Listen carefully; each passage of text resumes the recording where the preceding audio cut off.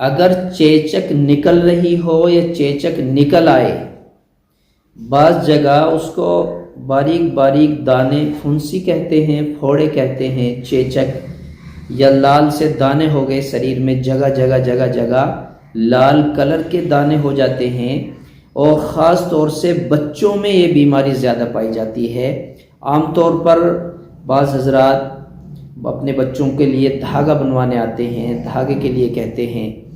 تو چیچک نکل رہی ہو یا نکل چکی ہو، پہلی بات تو یہ ہے کہ 1-2 دن پہلے ہی پتہ چل جاتا ہے کہ اس بچے کے یا بڑے کے چیچک نکلنے والی ہے۔ پتہ کیسے چلتا ہے کہ شریر میں گرمی محسوس ہوتی ہے، اور پھر آہستہ آہستہ جگہ جگہ لال نشان شروع ہو جاتے ہیں، اور پھر وہ بڑھتے چلے جاتے ہیں، اور چیچک بڑھ کر بڑی ہو جاتی ہے، کہیں اس میں پانی کی شکل میں پھوٹ کر وہ پھیل جاتی ہے۔ اس کی کئی شکلیں ہیں بہرکیف۔ اگر آپ کو چیچک نکلے تو پریشان نہ ہو، آپ حضرات چیچک کے لیے خود پڑھے ہیں قرآن کریم اچھے انداز میں، لفظوں کی ادائیگی کے ساتھ، زبر زیر کی تلفظ کی بہترین انداز میں آپ نے قرآن کریم پڑھا ہے تو خود کریں اس کام کو۔ اگر خود صحیح قرآن کریم آپ کا نہیں ہے تو آپ کسی سے بھی پڑھوا سکتے ہیں۔ سورہ رحمان نیلا دھاگا لیں، اور نیلے دھاگے کے 7 دھاگے بنا لیں، 7 دھاگے کریں، اور پھر سورہ رحمان پڑھنا شروع کریں۔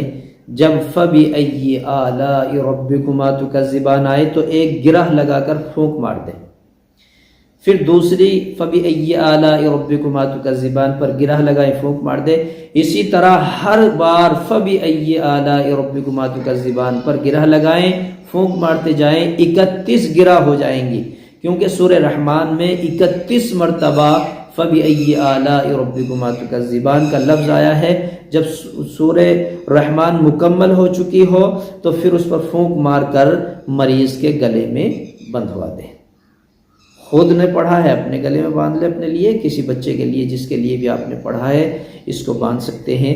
اور مزید کوئی وظیفہ، کوئی دعا مستند مجرب آپ حضرات کو ضرورت ہے، چاہتے ہیں تو آپ حضرات کمنٹ میں لکھ کر ڈال سکتے ہیں، بتا سکتے ہیں، انشاءاللہ آپ کو پھر اس کا وظیفہ بتا دیا جائے گا۔ اللہ سے دعا کریں کہ میرے مولا جتنے حضرات بھی اس عمل کو سن رہے ہیں، کر رہے ہیں، یا عمل کرنا چاہتے ہیں، یا اس کو اپنے لیے فائدہ مند ثابت کرنا چاہتے ہیں، اللہ ان کے حق میں قبول فرمائے۔